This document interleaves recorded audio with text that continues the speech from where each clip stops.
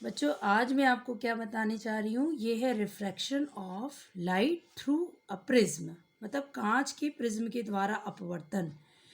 कक्षा 10वीं अध्याय 11 मानव नेत्र और रंग बिरंगा संसार में एक तो प्रश्न प्रिज्म पे आता है वर्ण विक्षेपण, दूसरा आता है कि कांच के प्रिज्म के द्वारा अपवर्तन का आरेख बनाइए, है ना। ये वाला प्रश्न हमको आता है परीक्षा में।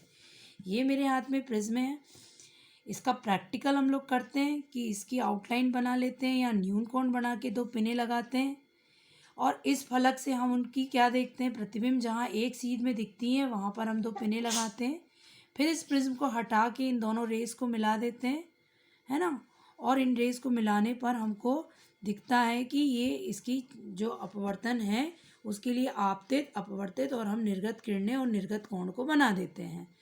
तो इस तरीके से हम इस प्रिज्म द्वारा प्रयोग करते हैं। ये प्रयोग मैं आपको कल बताऊंगी, है ना, कि इसको करते कैसे हैं। आज मैं आपको प्रिज्म का अपवर्तन का चित्र बनाना सिखाती हूँ। चित्र बनाना सीखने के लिए हमें एक स्केल चाहिए। हमने ये स्केल ले लिया, इस पे हम बेसलाइन आधार बना लें। बन गई। अब इस बेसलाइन आधार पे हमको क्या बनाना है, हमको प्रिज्म बनाना है। थोड़ा सा हम बड़ा प्रिज्म बनाएंगे। परीक्षा में याद रखिए, हमको थोड़ा सा बड़ा प्रिज्म बनाना होगा ताकि हमारा चित्र बहुत अच्छा बने। ये हम इस तरीके से बड़ा प्रिज्म बना लें। ये हमारा प्रिज्म बन गया। इसको हम नाम दे दें ए बी, और यहाँ हम नाम दे देते हैं सी। ध्यान से देखेंगे तो ए बी सी एक क्या हो गया, कांच का प्रिज्म हो गया, है ना। एक प्रिज्म हो गया ए बी सी। यहाँ हमें एक कोण दिखता है, कोण ए। कोण ए को हम क्या दे देते हैं, प्रिज्म कोण। ये प्रिज्म कोण हो गया, ठीक है। अब ध्यान दें कि इसके मध्य में हम एक बिंदु बना लें, एक पॉइंट बना लिया। इस पॉइंट पे हम चांदा रख के और क्या बना लें, एक अभिलंब डॉटेड लाइन ऐसी खींच के अभिलंब बना लेंगे डॉटेड लाइन से। अब चांदे के अभिलंब को हम यहाँ रख के हम लेस देन 90 का कोई भी एंगल बना लें। लेस देन मतलब 90 से कम वाला हमने यहाँ पॉइंट रख दिया, और हमने यहाँ पर इस किरण को, इस रे को इस प्रिज्म के अंदर इंसर्ट कर दिया, अंदर आने दिया, ठीक है। ये हो गई हमारी आपतित किरण, और ये हो गया अभिलंब। आपतित किरण और ये अभिलंब। इस आपतित किरण को हम यहाँ पर दो क्या लगा देते हैं, पिने लगा देते हैं। मान लीजिए हमने यहाँ एक पिन लगा दी P, यहाँ लगा दी Q। इसको भी हमें एक नाम देना पड़ेगा। इस पॉइंट को, आपतन बिंदु को हम नाम क्या दे देंगे, E। ये रे ऑफ इंसिडेंट है। रे ऑफ इंसिडेंट पे हमने दो पिने लगाई हैं PQ, और आपतन बिंदु जो है उसे नाम क्या दे दिया है, E। तो हमारी इस रे का नाम क्या हो गया, PE। PE यहाँ पर क्या है, आपतित किरण। आपतित किरण है। अब हम इसकी जो शेडो है उसको एक सीध में इस पॉइंट पे देखते हैं। जब हम देखते हैं तो हमको ये कुछ इस तरीके से, मतलब हमको कैसे दिखाई देती है, कुछ यहाँ पर हमको ये दिखाई देती है। तो हम उसी सीध पे दो पिने यहाँ लगा लेते हैं, एक और दो, 3 सेंटीमीटर की दूरी पर। और इन दोनों पिनों को भी हम मिलाते हुए और ये लाइंस को खींच लेते हैं। ये वाली जो किरण होती है ये हमारी क्या हो जाती है, निर्गत किरण। इन पिनों को भी हमें कुछ नाम देना पड़ेगा। इसको नाम हम दे देते हैं R और S।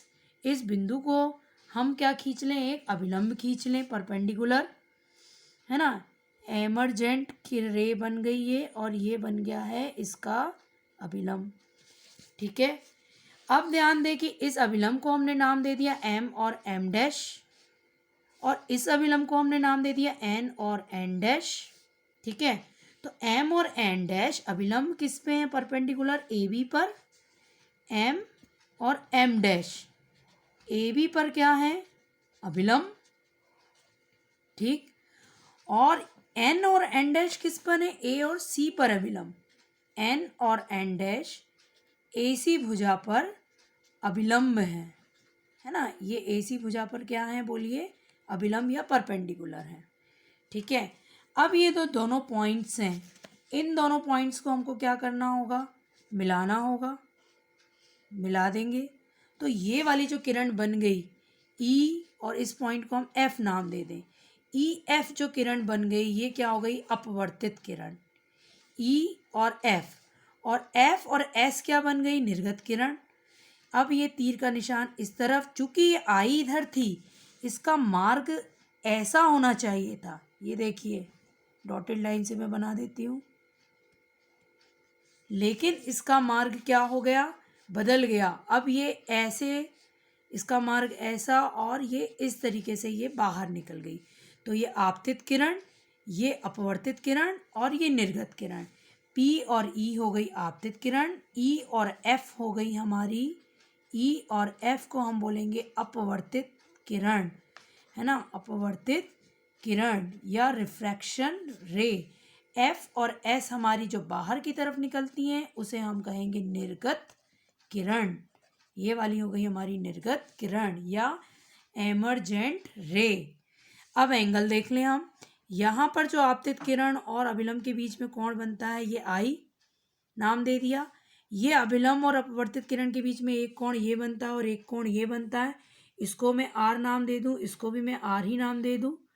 ये अपवर्तन कोण, एंगल ऑफ रिफ्रैक्शन। ये निर्गत किरण और अभिलंब में इनके बीच में एक कोण बन रहा है, इसे मैं ई नाम दे दूँ, इसे हम बोलेंगे निर्गत कोण। तो आई यहाँ पर आपतन कोण, आर और आर यहाँ पर रिफ्रैक्शन कोण और ई यहाँ पर निर्गत कोण बनेंगे। तो एंगल आई यहाँ पर क्या हो गया, बोलो, आपतन कोण। ठीक, एंगल आर जो बन गए, आप R1 और R2 नाम भी दे सकते हैं। तो R1 और R2 यहाँ पर बन गए अपवर्तन कोण। ठीक है, और ये जो एंगल ई बन गया, ये हो गया निर्गत कोण। लास्ट चीज़ और सीख लें कि हमारी ये वाली जो रे है आपतित किरण, ये तो आगे बढ़ गई, और निर्गत किरण को हम इस डॉटेड लाइन से थोड़ा सा क्या कर दें, पीछे की तरफ। तो निर्गत कोण की दिशा में, निर्गत की दिशा में आपतित किरण और निर्गत किरण जहाँ बनती है वहाँ भी हमको एक एंगल दिखाई देता है, जिसे हम बड़े वाले डी से प्रदर्शित कर दें। निर्गत कोण की दिशा में या निर्गत किरण की दिशा में आपतित किरण से जो कोण बनता है, इसे डी से दर्शाया है, और इस कोण को कहते हैं हम विचलन कोण। तो कोण डी यहाँ पर क्या बन गया, बोलो, विचलन कोण। विचलन कोण बन गया। आज हम इसे बनाने की फिर से प्रैक्टिस करेंगे, ठीक, और कल मैं आपको इसका प्रयोग करके दिखाऊंगी।